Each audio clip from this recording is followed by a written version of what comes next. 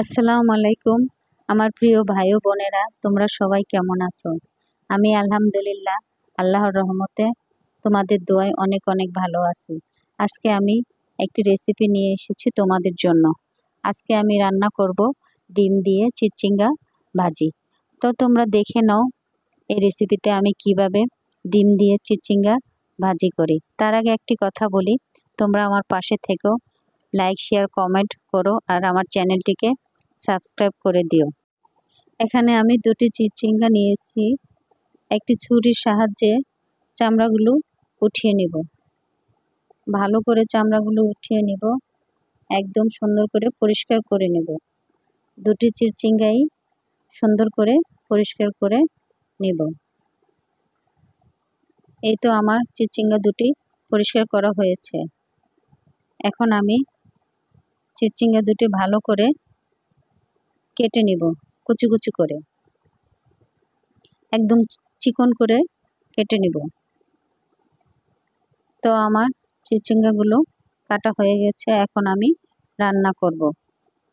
চুলাতে একটি কড়াই বসিয়ে দিলাম, তারপর এর মধ্যে দিয়ে দিলাম পরিমাণ মতো তেল। তারপর দিয়ে দিব সামান্য পরিমাণ পেঁয়াজ কুচি, এর মধ্যে দিয়ে দিব কাঁচামরিচ ফালি, একটু বেশি দিব কারণ শুকনা মরিচ দিব না, ফাঁকি মরিচ দিব না। তারপর দিয়ে দিব স্বাদ মতো লবণ। তারপর তেলের সাথে একটু ভালো করে কষিয়ে নিব।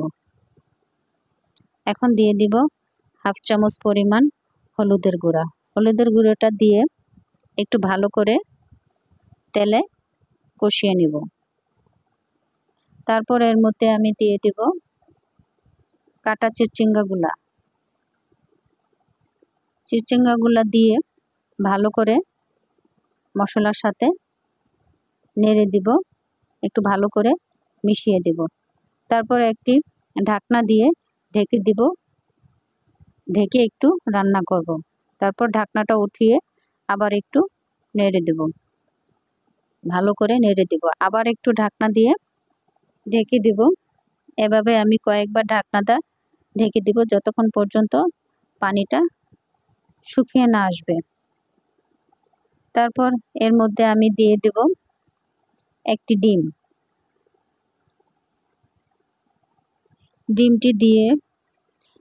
ডিমটি ভালো করে গালিয়ে দিব যাতে সব দিকে ডিমটা লেগে যায়, কোথাও যেন ফাঁকা না থাকে আর দলা পেকে না থাকে এক জায়গায়।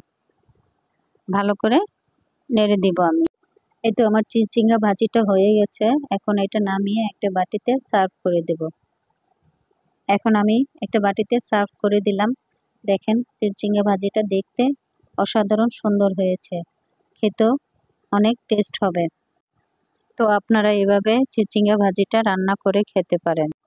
ভাই ও বোনেরা, আপনারা সুস্থ থাকবেন, ভালো থাকবেন আর আমার চ্যানেলটিকে সাবস্ক্রাইব করে দেবেন, লাইক শেয়ার অবশ্যই করবেন। আসসালামু আলাইকুম, আল্লাহ হাফেজ।